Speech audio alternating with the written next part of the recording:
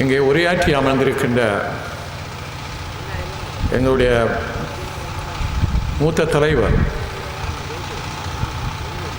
மாகாண சபையினுடைய இன்றும் பொறுப்பில் இருக்கின்ற பேரவை தலைவர் சி.வி.கே. அண்ணன் அவர்கள், அடுத்ததாக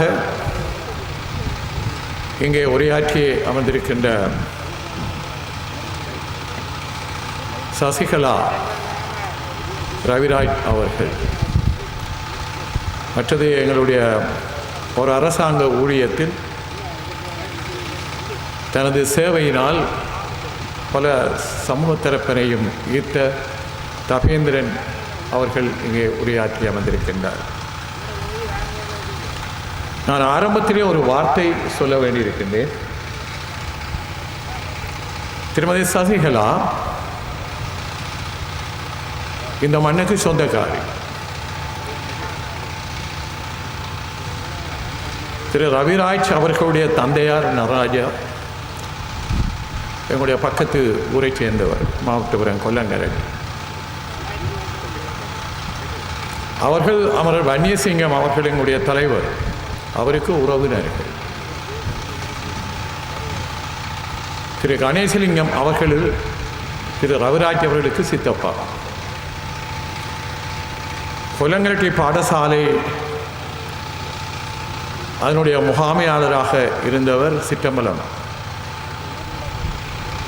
அவர் அமரர் வன்னியசிங்கத்துக்கு உறவுக்காரர்.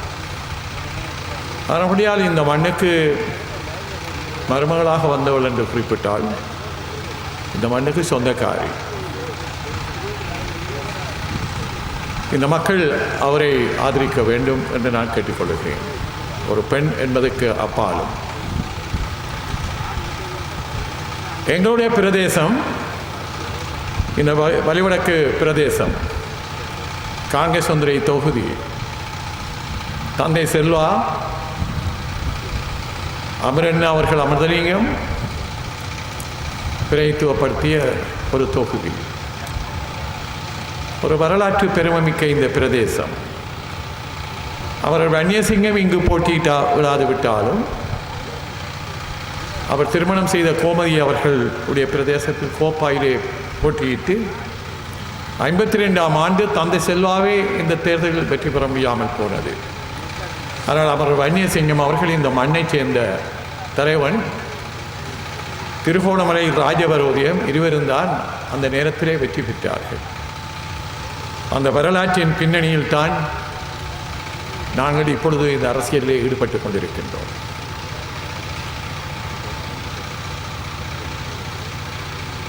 இந்த பிரதேசம் இங்கே தம்பி சுகிர் அவர்கள் குறிப்பிட்டதைப் போல, தபேந்திரன் தம்பி அவர்கள் சொன்னதைப் போல, இந்த மண்ணை விடுவிப்பதற்காக விடுதலை புலிகளால் பல இடங்கள் ஏறிய பிரதேசங்கள் தமிழ் பிரதேசத்திலே கைப்பற்றப்பட்டிருந்த பொழுதும் காங்கேசந்துறை தொகுதி தம்பி பிரபாகரன் உலாவிய இந்த பிரதேசம் எங்கள் இல்லம் அதில் முக்கியமான ஒரு இடமாக இருந்து இப்பொழுது எல்லாவற்றையும் நாங்கள் விடுகளை இழந்துவிட்டோம். எங்கள் மக்களோடு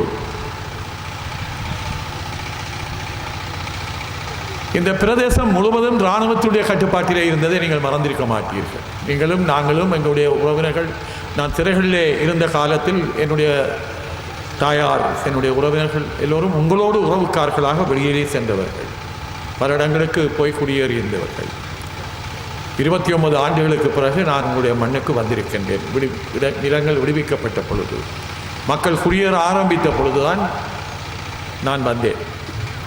கிட்டத்தட்ட 10 ஆண்டுகள் மாறி மாறி சிறை வாழ்க்கையில் நான் உங்களுடைய மண்ணுக்கு இடையில் ஒரு முறை வந்தேன். திரும்பவும் நான் அடுத்த நாளே திரும்ப என்னை கை செய்து விட்டார்கள். இந்த மண்ணுடைய விடுதலைக்காக நூற்றுக்கணக்கான போராட்டங்களை நடத்தியிருக்கின்றோம். பிரிட்டிஷ் பிரதமர் கேமரோன் மாவட்டத்தில் வந்த மாபெரும் பெரிய ஒரு போராட்டத்துக்கு வருவதாக இருந்தது. அவருக்கு யாழ்ப்பாணத்திலே தடைகள் ஏற்பட்ட காரணத்தினால், பாதுகாப்பு வழங்குவதில் ஏற்பட்ட இடைஞ்சலால் அவர் எங்களுடைய போராட்டத்துக்கு வர முடியவில்லை. இந்த மண்ணிலே 2176 வழக்குகள். திரு சுமந்திரன் அழைத்தார் 5000 பேர் வழக்கு ஆட வேண்டும் வாருங்கள் என்று. என்னுடைய வழக்கு இந்த மண்ணை விடுவிப்பதற்காக போராட்டத்துக்கு அப்பால் 2003ஆம் ஆண்டு என்னுடைய வழக்கு 2007ஆம் ஆண்டு தீர்ப்பு வழங்கப்பட்டது.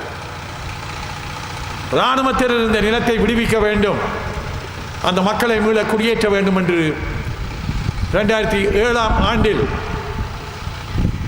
எங்களுக்கு சாதகமாக தீர்ப்பு வழங்கப்பட்டது.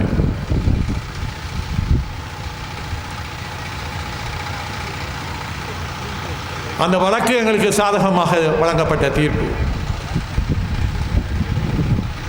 ஆனால் இன்றைக்கு இராணுவம் அதற்கு சரியான முறையில் அந்த தீர்மானத்தை நடைமுறைப்படுத்தவில்லை.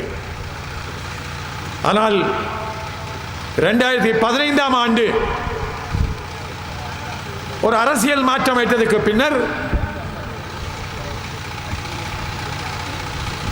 கிட்டத்தட்ட 75-80% நிலங்கள் விடுவிக்கப்பட்டிருக்கின்றன. இது சாதாரண ஒரு விடயம் அல்ல.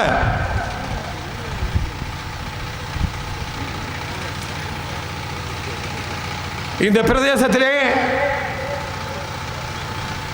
காங்கிரஸ் ஒன்றை சீமெந்து தொழிற்சாலை நான் பல சந்தர்ப்பங்களில் பேசியிருக்கின்றோம். 724 ஏக்கர் நிலத்திலே இருந்தது. இராணுவத்தினர், கடற்படையினர், ஆகாயப்படையினர் அந்த பிரதேசங்களில் உரிமை கோரிக்கொண்டிருந்தார்கள். சீமெந்து உற்பத்தி செய்ய முடியாமல் போனது.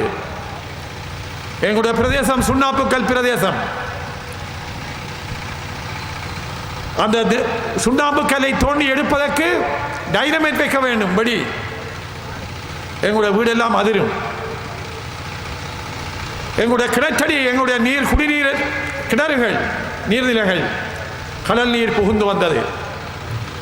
நிலம் சுண்ணாம்பு கேட்பதற்காக பல இடங்கள் படிப்படியாக தோண்டப்பட்டு கொண்டு வந்தன.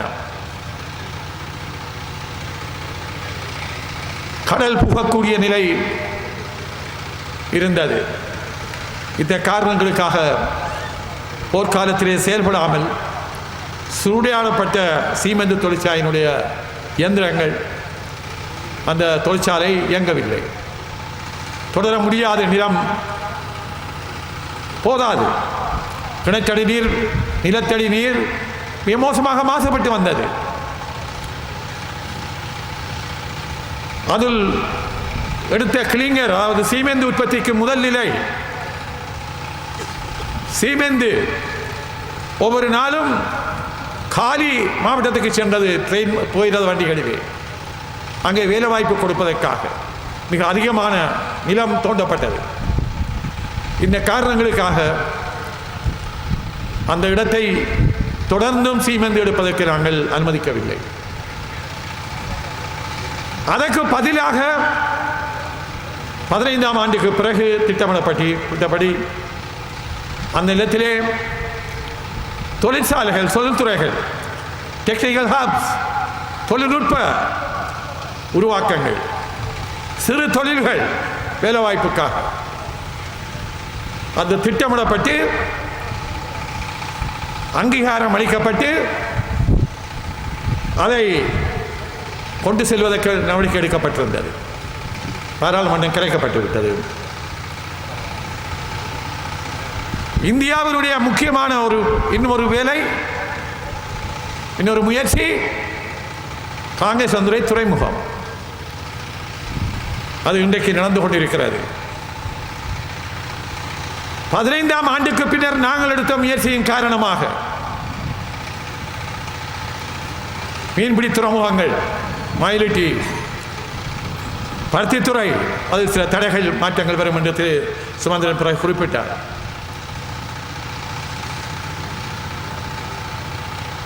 அதைவிட பலாலி விமானத்தளம், அது எங்களுடைய கோரிக்கை. முன்பு இருந்த பலாலி பிரிட்டிஷ்காரருடைய காலத்திலே நிலங்கள் கைப்பற்றப்பட்டு போர்க்காலத்திலே பயன்படுத்தப்பட்ட பிரதேசம். அதை சர்வதேச விமான நிலையமாக மாற்றுவதற்கு எங்களுடைய பிரேரணை. அது அண்மையிலே திறந்து வைக்கப்பட்டது. மோடி அவர்களிடம் சொன்னோம். அவர் நகுலேஸ்வரத்துக்கு வந்திருந்தார். அவரோடு அந்த கோவில் ஆதிமூலம் வரைக்கும் நான் சென்றிருந்தேன். அரசாங்கத்தில் பலருக்கு இந்த பலாலி விமான நிலையத்தை திறந்து வைப்பதற்கு அதிகம் விருப்பம் இருக்கவில்லை. தங்களுக்கு நட்டம் அங்கே ஏற்பட்டுவிடும் என்று கொழும்புக்கு. அவருடன் சொன்னோம், நீங்கள் வந்த தரிசித்த நகுல ஈஸ்வரம் 5 ஈஸ்வரங்கள் ஒன்று, அதற்கு பக்கத்தில் தான் இந்த விமான நிலையம், அதை விரைவாக திறப்பதை கொழுந்து செய்யுங்க என்று கேட்டு 3 வாரங்களில் மிக விரைவாக அந்த வேலைகள் ஆரம்பிக்கப்பட்டன. இந்த தொகுதியிலே நாங்கள் இந்த தொகுதிக்கு மட்டும் பிரதிநிதிகள் அல்ல, கிளிநொச்சி வரைக்கும் நாங்கள் பிரதிநிதிகள். நாங்கள் அமைச்சரவையிலே இடம்பெறாது விட்டாலும் நாங்கள் 15ஆம் ஆண்டில் உருவாக்கிய அரசாங்கத்துக்கு ஆதரவு கொடுத்தபடியாது அரசாங்கத்திலே கேட்டோம், பிரதமரிடத்திலே கேட்டோம். நாங்கள் ஒவ்வொரு அமைச்சர்களும் தங்கள் விருப்பப்படி வந்து இந்த பிரதேசங்களிலே தங்களுடைய திட்டங்களை பேசிவிட்டு போகிறார்கள். எல்லாவற்றையும் நிறைவேற்ற தவறி இருக்கிறார்கள். பிரதமருடைய தலைமையில் ஒரு கட்டமைப்பு வடக்கு கிழக்கு போராலே பாதிக்கப்பட்ட பிரதேசங்களை ஏற்றுக்கொண்டு ஒரு தனி பிரதேசமாக பிரதமருடைய தலைமையில் ஒரு பொருளாதார கட்டமைப்பு ஏற்படுத்த வேண்டும் என்று அது ஏற்றுக்கொள்ளப்பட்டது. அந்த கட்டமைப்பிலே நிறைவேற்றப்படுகின்ற தீர்மானங்கள் அமைச்சரவையில் வரவு செலவு திட்டத்தில் மங்கள சமரவீராமைய விருப்பத்தோடு பல ஆயிரம் கோடி திட்டங்களை நிறைவேற்றி இருக்கின்றோம். எங்களுடைய மக்களுக்கு வீடு இல்லை, அளிக்கப்பட்டிருக்கிறது. பிரதமர் மன்மோகன் சிங் இடத்திலே சிதம்பரம் இடத்திலே எடுத்த வேண்டுகோள், ராஜபக்ச காசில் என்று சொன்னார். 50,000 வீடுகள் கிட்டத்தட்ட 10,000 வெளிநாட்டுக்கும் முஸ்லீம்களுக்கும் சென்றன. 40,000 வீடுகளுக்கு மேல் இங்கே கட்டப்பட்டிருக்கிறது எங்களுடைய பிரதேசங்களிலே. 15ஆம் ஆண்டுக்கு பின்னர் 50,000 வீடுகள், செங்கல் சீமெந்து வீடுகள், ஒவ்வொன்றும் 10 லட்சம் ரூபாய். இன்றைக்கு பார்த்தால் தெரியும் அளிக்கப்பட்ட பிரதேசங்களில் இவ்வளவு வீடுகள் கட்டப்பட்டிருக்கின்றன. அது முடியவில்லை, அது நிறுத்தப்பட்டிருந்தது, பாராளுமன்றம் கலைக்கப்பட்டதால். எங்களுடைய பிரதேசங்களில் இந்த அரசாங்கத்திலே 15ஆம் ஆண்டுக்கு பின்னர், இந்த அரசாங்கத்தில் அல்ல, ஜனாதிபதி மைத்ரிபால சிறிசேனா, ரணில் விக்ரமசிங்கா தலைமையில் ஒரு அரசாங்கம், எங்களுடைய தமிழ் மக்களுடைய வாக்குகளினால் வெற்றி பெற்ற அரசாங்கம்.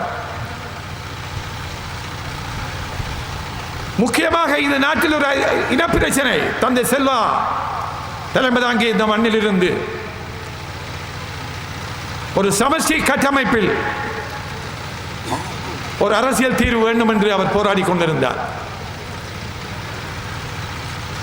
நாங்கள் நாட்டை பிரிக்கவல்ல, கேட்க கோருகிறோம்.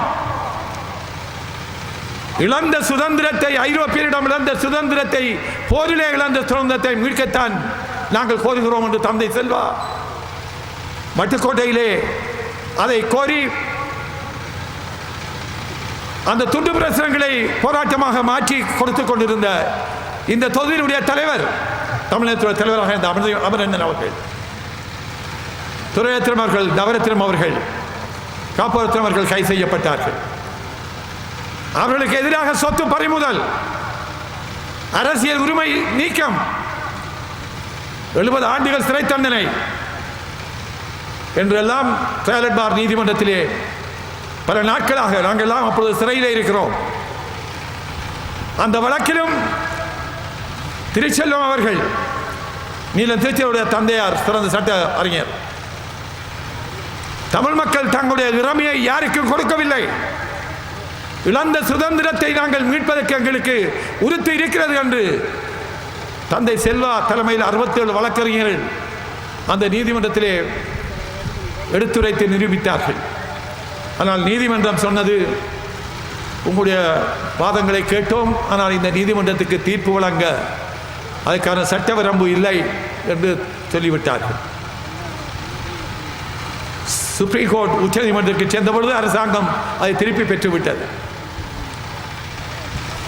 இதுதான் இந்த மண்ணுடைய தந்தை செல்வா தலைவர் அமிர்தலிங்கம் அவர்கள் கைது செய்யப்பட்டு நடத்திய வழக்கில்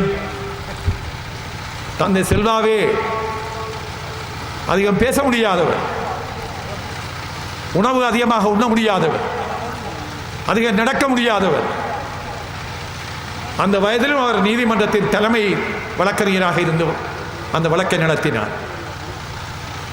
அந்த மண்ணுக்கு சொந்தக்காரர்கள் இன்றைக்கு நீங்கள் இந்த மண்ணிலே இன்னும் 2000 ஏக்கர் நிலங்கள் விட்டால் பலாலி விமான நிலையத்தை விட பலாலி கிழக்கினுடைய பிரதேச மக்கள் தங்களுடைய வேளாண்மையை தங்கள் தேசத்துக்கு வந்து செய்வார்கள், வீடுகளுக்கு வந்து விடுவார்கள். அது கூட சம்மதம் பெறப்பட்டது. அப்பொழுது இருந்த தளபதிகள் எங்களுக்கு பல எப்படி அதை ஏற்றுக்கொண்டார்களோ அதில்படி பல நிலங்கள் அப்பொழுது இருந்த தளபதிகளினால் ஒப்புக் கொடுக்கப்பட்டு விடுவிக்கப்பட்டது, அல்லது அது பிரச்சனையாக இருந்திருக்கு. அதற்காக நடத்திய எங்களுடைய போராட்டங்களை நான் எடுத்து சொன்னேன். நீங்கள் எல்லாம் அப்படி அது தெரிந்தவர்கள். இந்த பிரதேசம் நான் மற்ற இடங்களை நாங்கள் குறைத்து மதிப்பிடக்கூடாது. இந்த மண்ணுக்காக இடப்பட்ட திட்டங்கள், முழு இராணுவமயமாக இருந்த பிரதேசம் இந்த மண்ணிலே நான் நினைக்கிறேன் மிக அதிகமான அபிவிருத்தி நடவடிக்கைகள் இடம்பெற்றிருக்கின்றன. 15ஆம் ஆண்டுக்கு பின்னர் இந்த பிரதேசத்திலே உங்கள் பிரதேசத்தை சேர்ந்த வேதநாயகம் அவரும் கை செய்யப்பட்ட ஒருவராக இருந்தார். பிரதமர் பதவியேற்ற அடுத்த தினமே அவரை இங்கே இராணுவ உளவாளிகள் அவர்களை மறுத்தார்கள். அவரை நாங்கள் தலைவராக கொண்டு வந்தோம், அரசாங்க அதிபராக கொண்டு வந்தோம். 5 நிமிடங்களுக்கு பிரதமருடன் காய்த்ததற்கு பின்னர் அவர் உடனடியாக நியமிக்கப்பட்டார். இன்றைக்கு அவர் பழிவாங்கப்பட்டு வெளியே அனுப்பப்பட்டிருக்கின்றார். சிறந்த அதிகாரிகள், சிறந்த கட்டமைப்பை சேர்ந்தவர்கள், அரச துறையில் இருப்பவர்கள், இங்கு மட்டுமல்ல மட்டக்களப்பில் வரையிலும் அவர்கள் இந்த அரசாங்கத்தினாலே அவர்களுடைய முகவர்களினாலே ஒரு துளி வியர்வேச்சூட இந்த மண்ணுக்காக மக்களுக்காக சிந்தாதவர்கள், வர்த்தகத்தில் வியாபாரத்தில் உழைத்துக் கொண்டவர்கள். இப்படிப்பட்ட சிறந்த ஊழியர்களை, சிறந்த தலைமைத்துவம் கொண்டவர்களை அவர்கள் பழிவாங்கி அவர்களை முன்கூட்டியே அவர்களை ஓய்வு பெறச் செய்தார்கள். இந்த பிரதேசத்தில் இந்த மண்ணைக்கு சொந்தக்காரர்கள் கூட அது நடைபெற்றது. எங்களுடைய முக்கியமான இலக்கு, நினைக்கிறேன் இங்கே திரு சுமந்திரன் அவர்கள் வந்திருக்கின்றார், பல விடயங்களை உங்களுக்கு சொல்லக்கூடும், சொல்லுவார். இந்த மண்ணுடைய விடிவுக்காக எங்களுடைய பிரதேசத்தில் நடந்த ஒரு சத்தியாகிரகத்திலே அவர் அழைத்தார் மக்களிடம், நீங்கள் வாருங்கள், 5000 பேர் நீதிமன்றத்திலே ஒரு போராட்டம் நடத்துவோம். நீதிமன்ற சட்ட விவாதங்களின் மூலமாக எங்களுக்கு போதிய வழக்கறிஞர்கள் இல்லை. 2176 பேர் உறுதிகளை கொடுத்து அந்த வழக்கை தாக்கல் செய்தார்கள். அதுக்கு முன்னர் என்னுடைய பெயரில் அது தீர்ப்பு எங்களுக்கு சாதகமாக வெற்றி அளித்தது. அதன் தொடர்ச்சியாக இப்பொழுதும் அந்த வழக்குகள் இருக்கின்றன. இந்த பிரதேசத்தின் முக்கியத்துவத்தை நீங்கள் அறிந்திருக்கிறீர்கள். இந்த பிரதேசத்திலே தந்தை செல்வா தலைவர் அமிர்தலிங்கம் அவர்கள் இந்த இனத்தின் முடிவுக்காக தங்களை அர்ப்பணித்தவர்கள். இந்த மக்களும் அவரோடு தங்களை அர்ப்பணித்தவர்கள். இந்த நாட்டுடைய இனப்பிரச்சனை தீர்க்கப்பட வேண்டும் என்று எத்தனையோ போராட்டங்களை செய்தவர்கள், கைது செய்யப்பட்டவர்கள், வழக்கு மன்றத்திலே நீதிமன்றத்திலே குற்றம் சுமத்தப்பட்டவர்கள், தங்களை முழுமையாக அர்ப்பணித்தவர்களுடைய மண் இந்த மண்ணில் அவர்கள் வாழ்ந்து எங்களை விட்டு பிரிந்து விட்டார்கள். 15ஆம் ஆண்டுக்கு பிறகு ஒரு புதிய சூழ்நிலை ஏற்படுத்தப்பட்டது உங்களால். எங்களுடைய தேர்தல் அறிக்கையில் எங்களுடைய இனத்தின் முடிவுக்காக ஒரு அரசியலமைப்பு உருவாக்கப்பட்டு முக்கியமாக இனப்பிரச்சனை தீர்க்கப்படுவதற்கு முன்மொழிகள் முன்வைக்கப்பட்டன. வரலாற்றில் ஐக்கிய தேசிய கட்சி, சுதந்திர கட்சி முதன்முறை, முஸ்லீம் கட்சிகள், மலைய கட்சிகள், நாங்கள் அமைச்சரவையிலே சேராது விட்டாலும் ஏகமனதாக அங்கே ஒரு அரசியலமைப்பு உருவாக வேண்டும் என்று தீர்மானிக்கப்பட்டது. ஒரு சமஷ்டி கட்டமைப்பில் எங்களுடைய பிரதேசங்களில் அரசியல் தீர்வு ஏற்பட வேண்டும் என்று 3 ஆண்டுகளாக எடுக்கப்பட்ட தீர்மானங்கள் அடிப்படையில் ஒரு இடைக்கால அறிக்கை முன்வைக்கப்பட்டிருக்கின்றது. அது இன்றைக்கு பாராளுமன்றம் கலைக்கப்படாது விட்டால் செப்டம்பர் மாதம் 2ஆம் தேதி வரைக்கும் இந்த பாராளுமன்றம் தொடர்ந்து இருந்தால் அந்த அரசியலமைப்பு பல முன்னேற்றங்களை நாங்கள் அடைந்திருக்கலாம். எங்களுடைய நிலங்கள் விடுவிக்கப்பட்டிருக்கும். திருகோணமலையிலே மிக முக்கியமான தந்திரோபாயமிக்க ஒரு பிரதேசம் சம்பூர். ராஜபக்சவுடைய மனைவியினுடைய உறவினர்களுக்கு கொடுப்பதற்கு, அவர்களுடைய நிறுவனத்துக்கு கொடுப்பதற்கு இருந்தது. அல்லது கடற்படையினருக்கு சென்றிருக்கும், அல்லது சீனாவுக்கு சென்றிருக்கும். மிக முக்கியமான அந்த பிரதேசம் முழுமையாக விடுவிக்கப்பட்டு இன்றைக்கு முழுமையாக அந்த மக்கள் குடியேறி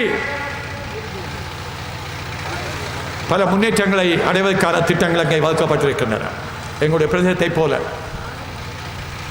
அப்படி பல இடங்களில் மிக கணிசமான நிலங்கள் விடுவிக்கப்பட்டிருக்கின்றன. விடுவிக்கப்படாத நிலங்களும் கணிசமாக இருக்கின்றன எங்களுடைய பிரதேசங்கள் முழுவதும். அதற்காக நாங்கள் தொடர்ந்து முயற்சிக்கின்றோம். பல போராட்டங்கள் நடத்தப்பட்டிருக்கின்றன. பல நீதிமன்ற வழக்குகள் இருந்திருக்கின்றன. எங்களுடைய கட்சி, தமிழரசு கட்சிக்கு எதிராக எத்தனை முறை தடை விதிக்கப்பட்டது. பத்திரிகைகள் தடை செய்யப்பட்டன. தலைவர்கள் கைது செய்யப்பட்டிருக்கின்றார்கள். கட்சிக்கு எதிராக வழக்குகள் போடப்பட்டன. எங்களை கைது செய்ய வேண்டும், அரசியல் உரிமை நீக்கப்பட வேண்டும். இப்படி எத்தனையோ வழக்குகள், உச்ச நீதிமன்ற வழக்குகள், எத்தனையோ போராட்டங்கள்.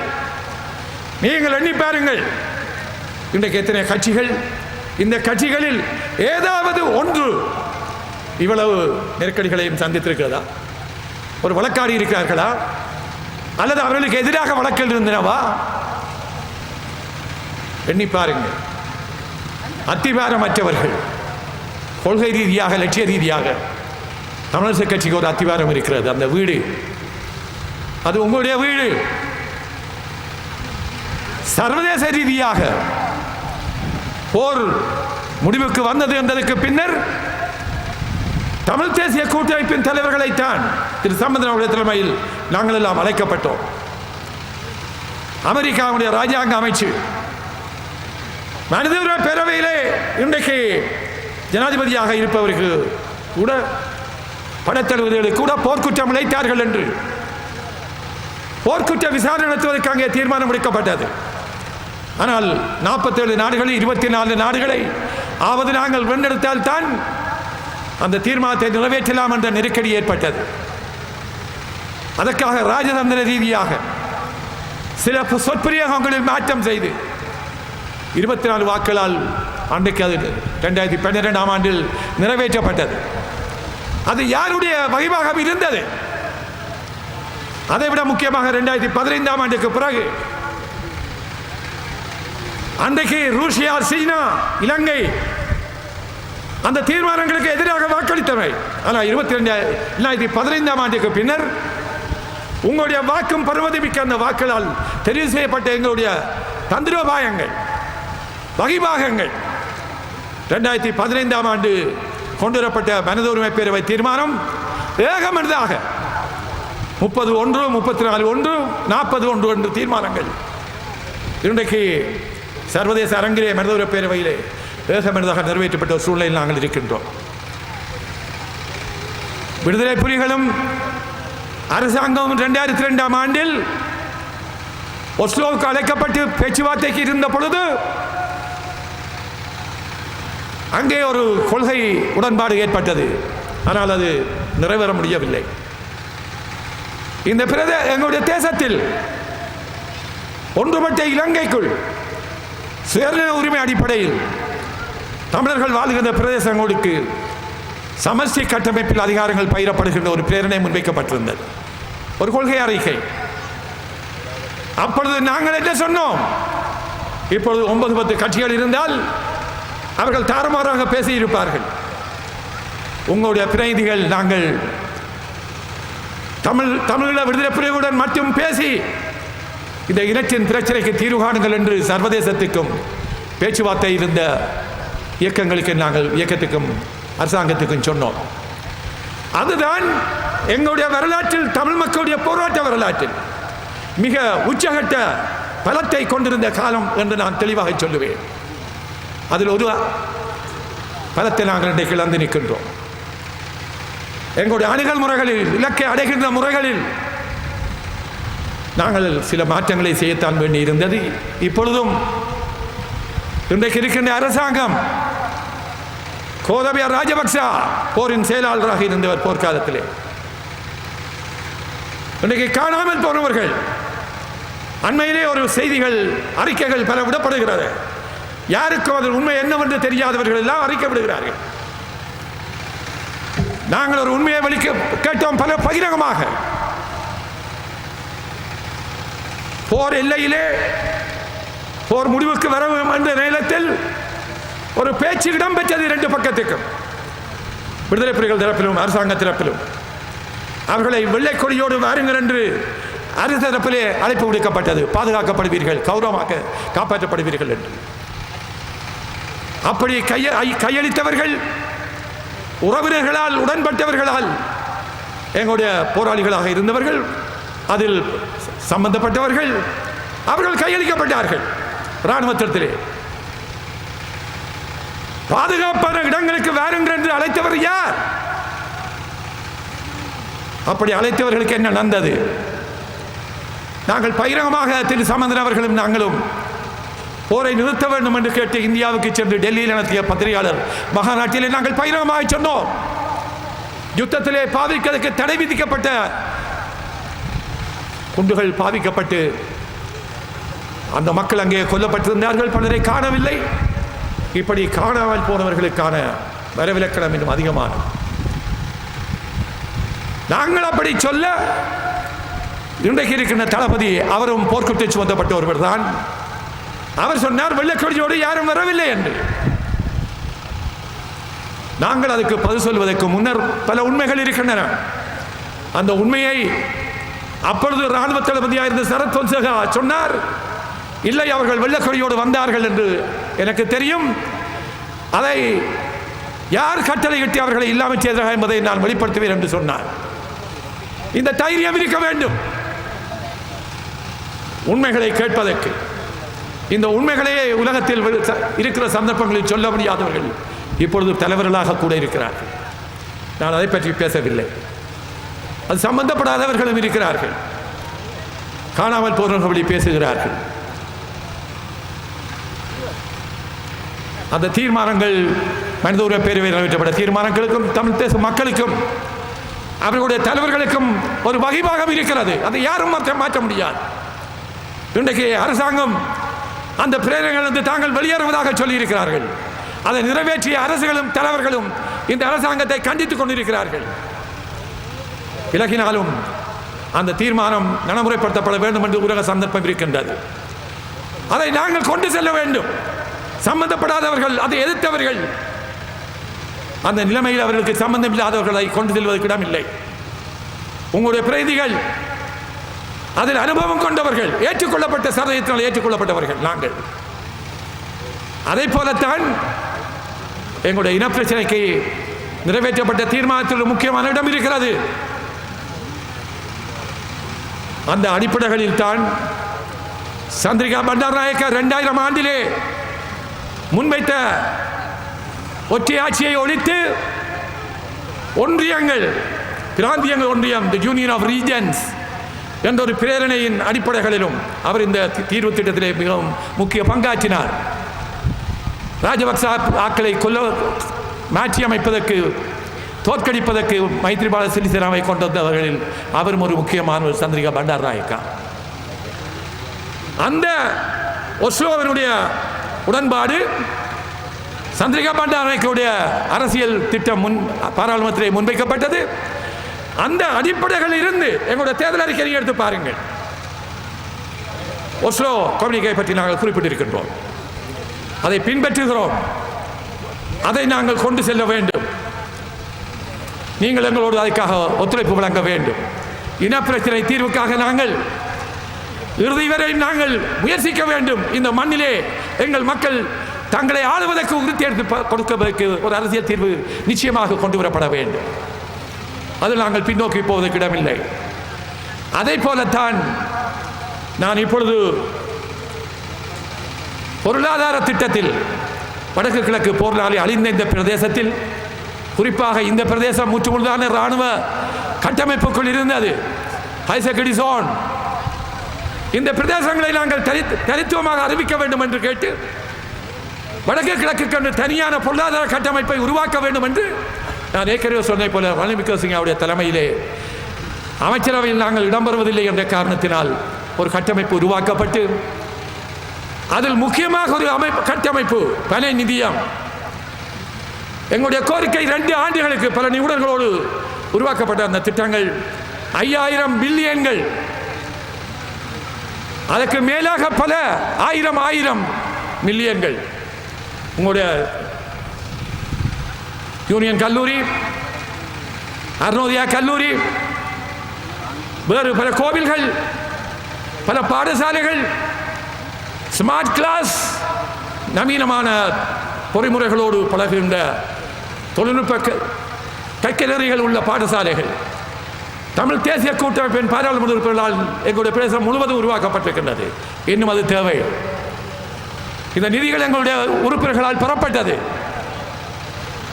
இன்றைக்கு நான் வருகின்ற பொழுது ஒரு பாதை போடப்பட்டுக் கொண்டிருக்கிறது உங்களுடைய வடக்கு அளவட்டி வடக்கிலே. அப்படி இந்த பிரதேசங்களில் போரால் அழிந்த பிரதேசங்களில் இன்றைக்கு தெருக்கள் போடப்படுகின்றன, குளங்கள் திருத்தி அமைக்கப்படுகின்றன, பாடசாலைகள் விளையாட்டு மைதானங்கள் திருத்தப்படுகின்றன. இது நாங்கள் எதிர்பார்த்த விடயங்கள் கம்பெனியா. அது எங்களுடைய கோரிக்கை அல்ல. இதுவரையும் நான் சொன்ன கோரிக்கைகள் அது எங்களுடைய கோரிக்கைகள். ஒவ்வொரு தொகுதிக்கும் 400 மில்லியன். சில நடைமுறை பிரச்சனைகளால் சில ஆயிரங்கள் அல்லது லட்சங்கள் இல்லாமல் போனாலும் ஒவ்வொரு பாராளுமன்ற உறுப்பினரும் எங்களுடைய தமிழ் பிரதேசங்களிலே கிட்டத்தட்ட 400 மில்லியன்கள் திட்டங்களை நிறைவேற்றி இருக்கிறார்கள். 400 மில்லியன், இதை மறக்க முடியாது. உள்ளூராட்சி மன்றங்களுக்கு இதில் போதிய பங்களிப்பு இருக்கிறது. உள்ளூராட்சி மன்ற உறுப்பினர்களும் உள்ளூராட்சி மன்றங்களும் நாங்கள் அண்மையில் கூட எல்லாரையும் அழைத்து சொன்னோம், இந்த மக்களிடம் இந்த விடயங்களை நீங்கள் கொண்டு செல்ல வேண்டும். நீங்கள் தான் அந்தந்த பிரதேசங்களிலே தலைவர்களாக உறுப்பினர்களாக இருக்கிறீர்கள். இங்கே தம்பி விஜயராஜ் பேசினார், உணர்ச்சியாக பேசினார். தம்பி சுஹீர் அவர்கள் இங்கே தலைமை தாங்கி பேசினார். ஆனபடியால் நான் இந்த சந்தர்ப்பத்திலே உங்களிடம் கேட்க விரும்புவது, நாங்கள் இவ்வாறான கூட்டங்களில் உங்களுடைய விருப்ப வாக்களை நாங்கள் இப்பொழுது சொல்லவில்லை. எங்களுடைய கட்சி தமிழ் தேசிய கூட்டமைப்புடைய சின்னம் வீடு, ஒரு நல்ல கொள்கை அடிப்படையான லட்சிய அடிப்படையான அத்திவாரம் விடப்பட்ட வீடு. அது இந்த குண்டுவீச்சுகளால் எங்களுடைய வீடுகள் அளிக்கப்படுவது போல சில வேளை சிதைவடைந்திருக்கலாம். அதை நாங்கள் மீண்டும் கட்சி எழுப்ப வேண்டும். அங்கே சுதந்திரமாக நாங்கள் வாழ வேண்டும். இந்த மண்ணிலே அந்த அத்திவாரம் நீதிமன்ற தீர்ப்புகளால், எங்களுடைய போராட்டங்களால், எங்களுடைய இளம் சமுதாயத்துடைய அர்ப்பணங்களால் அது அத்திவாரத்தை கொண்டிருக்கின்றது. வேறு எந்த கட்சிக்கும் அந்த உறுத்து கிடையாது. ஒரு சிறந்த அத்திவாரத்தின் மீது, கொள்கையின் மீது, இலட்சியத்தின் மீது கட்சி எழுப்பப்பட்ட ஒரு கட்சி தமிழரசு கட்சி. அத்தோடு கூட்டமைப்பு இருக்கிறது. நீங்கள் கூட்டமைப்பின் சார்பிலே, தமிழரசு கட்சியின் சார்பிலே தேர்தலில் வீட்டு சின்னத்துக்கு வாக்களியுங்கள். எவ்வளவு அதிகமாக உங்கள் கை வேறு விரல் வேறு இடத்துக்கு போகாது. உங்களுடைய வீடு போன்றது. உங்களுடைய வீடு அந்த அத்திவாரத்தில் இருக்கிறீர்கள். விரும்பிய வீட்டை கட்டலாம், நவீனமாக அல்லது பழைய முறையில். அது அரசியல் தீர்வு.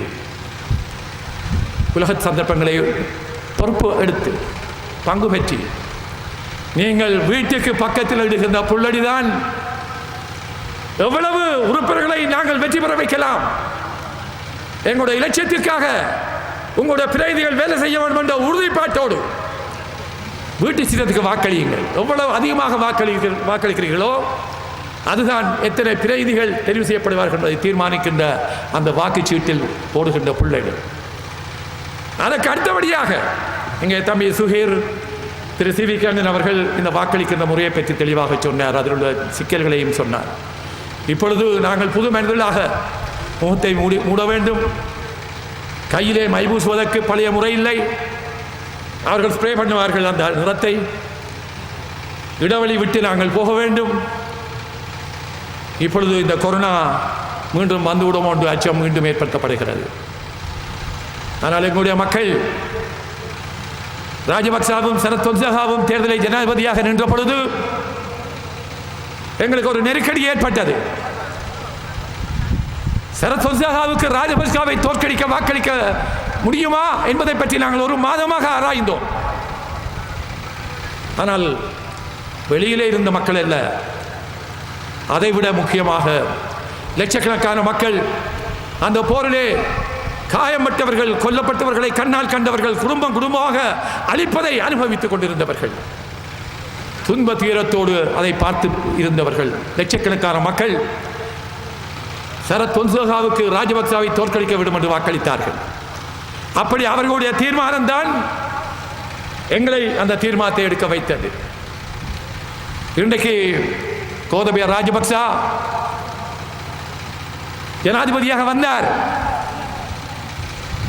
தான் ஜனநாயக ரீதியாக வெற்றி பெற்றிருக்கிறார் என்று சொல்லுகிறார். ஒரு போர்க்குற்றவாளியாக அறிக்கப்பட்டவர் சர்வதேச ரீதியாக பேசுகிறார்கள். அப்படி குற்றங்கள் சுமத்தப்பட்டது. இராணுவத்தில் ஒரு போர் வீரராக இடைநடு அதிகாரியாக இருந்தவர். அவர் இங்கிலாந்து அமெரிக்காவுக்கு சென்று இப்பொழுது வந்திருக்கிறார். அவர் ஜனநாயக ரீதியாக வெற்றி பெற்றிருக்கிறார்.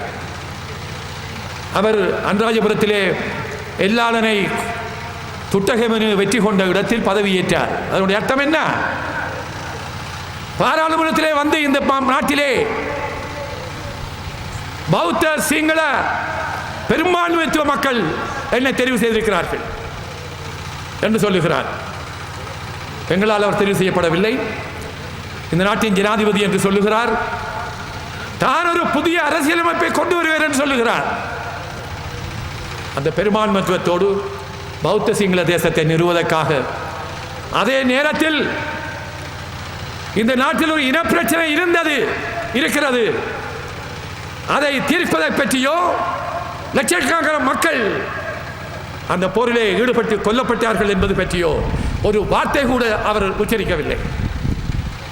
அப்படிப்பட்டவர் இந்த அரசியலமைப்பை மாற்ற வேண்டும், ஜனநாயகத்துக்கு வலு கொடுத்த 19வது திருச்சட்டத்தை மாற்ற வேண்டும், நீக்க வேண்டும், பெரும்பான்மைத்துவ மக்களின் தலைவனாக இந்த நாட்டை நான் ஆள வேண்டும் என்று ஒரு புதிய அரசியலமைப்பை கொண்டு வருவதற்கு முயற்சிக்கின்றார்.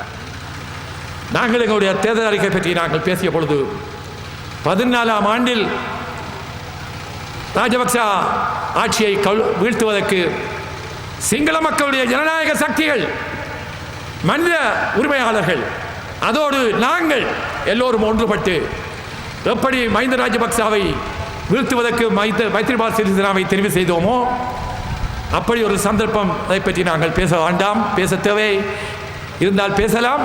ஆனால் இந்த நாட்டை ஒரு அதாவது சர்வாதிகார அல்லது இராணுவமயமான ஒரு தேசமாக ஆட்சி செய்ய அவர் விரும்புகிறார். அதற்கு எதிராக எங்களுடைய இனப்பிரச்சனைக்கு ஒரு விடிவு ஏற்பட வேண்டும் என்றால் ஜனநாயக ரீதியாக நாடு முழுவதுள்ள மக்கள் ஜனநாயகத்தை பாதுகாப்பதற்காக சர்வாதிகாரத்தை எதிராக இராணுவமயத்துக்கு எதிராக நாங்கள் ஒன்றுபட்டு வேலை செய்ய வேண்டிய ஒரு முக்கியமான காலகட்டம் ஏற்பட போகின்றது. அது எங்களுடைய இனப்பிரச்சனைக்கு தீர்வாக அமையக்கூடுமானால் அதுதான் எதிர்காலத்தில் எங்களுடைய எதிர்காலத்தை தீர்மானிப்பதற்குரிய வாய்ப்பாக அமையும். அதே போல சர்வதேசம் இன்றைக்கு இருக்கிற நிலைமை, இந்திய நாடு 13 திருத்தச் சட்டத்துக்கு அப்பால் அர்த்தமுள்ள ஒரு அரசியல் தீர்வு காணப்பட வேண்டும் என்று அறிவித்துக் கொண்டிருந்தது. மோடி அவர்கள் உங்களுடைய மண்ணுக்கு வந்தவர், உங்களுடைய ஈஸ்வரத்துக்கு சேர்ந்தவர். அவர் அந்த விஷயத்திலே ஒரு ஆன்மீகவாதி. அவர் எங்களுடைய பாராளுமன்றத்துக்கு இலங்கைக்கு வந்து உங்களுடைய பாராளுமன்றம் என்ன சொன்னார்? இவ்வாறான பிரச்சனைகள் உள்ள தேசத்தில் தனக்கு விருப்பம், தன்னுடைய விருப்பம் ஒரு கூட்டுறவு அடிப்படையிலான ஒரு சமஷ்டி கட்டமைப்பு தான் நல்லது என்று தனக்கு விருப்பம் என்று சொன்னார். எங்களுக்கு அது உற்சாகமாக இருக்கின்றது. 13வது திருத்தச் சட்டத்துக்கு மேல் அர்த்தமுள்ள ஒரு அரசியல் தீர்வு அவர் கூறுகிறபடி அந்த சந்தர்ப்பம் வர வேண்டும். நீங்கள் எங்களுக்கு பெரும்பான்மையை கொடுக்க வேண்டும். எங்கள் மக்கள் பலமாக வெற்றி பெற வேண்டும். குறிப்பாக இந்திய நாடு இந்த இந்து சமுத்திரத்திலே மிக முக்கியம் வாய்ந்த ஒரு வல்லாண்மை நாடு. அவர்கள் எங்களை ஏற்றுக்கொள்ளக்கூடிய வகையில் எங்களுடைய அணுகல் முறை, புதிய அணுகல் முறைகள், உத்திகள், வகைபாகங்கள் இருக்க வேண்டும். அதை நாங்கள் மனதிலே கொண்டிருக்கின்றோம். சர்வதேசம் எங்களுக்கு பலமாக மனித உரிமை பேரவையின் தீர்மானத்தினூடாக எங்களுக்கு உதவ ஆயத்தமாக இருக்கும் என்று நாங்கள் நம்புகிறோம். அதை நாங்கள் முன்கொண்டு செல்ல வேண்டும். ஆகவே இந்த சந்தர்ப்பத்தில் இங்கே கூடியிருக்கிற மக்கள் மட்டுமல்ல, உங்களுடைய குடும்பங்கள், எங்களுடைய இளம் சமுதாயம் ஒரு இன விடுதலைக்காக அவர்கள் ஜனநாயக வழிகளில் செயல்படுவதற்கு எங்களோடு ஒத்துழைக்க வேண்டும். வீட்டுக்கு வாக்களியுங்கள். அடுத்ததாக நீங்கள் விரும்பிய மூவருக்கு வாக்களித்து அவர்களை தெரிவு செய்யுங்கள். இவ்வாறான பொது மேடைகளில் நாங்கள் அதை பற்றி யாருக்கு வாக்களிக்க என்பதை சொல்லுவது சரியல்ல. ஆனால் நீங்கள் ஒருவர் பேசலாம், அதை பற்றி பிரச்சனை இல்லை. வீட்டுக்கு வாக்களித்து மிக பலம் வாய்ந்த ஒரு ஜனநாயக கட்சியை, இத்தனை அனுபவங்களுக்கு பின்னால் உள்ள ஒரு கட்சியை, நேர்மையாக விசுவாசமாக அர்ப்பணித்த சரியான பிரதிநிதிகளை நீங்கள் எதிர்காலத்தில் எங்களுடைய இன விடுதலையை அடைவதற்கு நீங்கள் தெரிவு செய்ய வேண்டும் என்று கேட்டு எல்லோருக்கும் நன்றி சொல்லி நான் விடைபெற்றுக் கொள்கிறேன். நன்றி, வணக்கம்.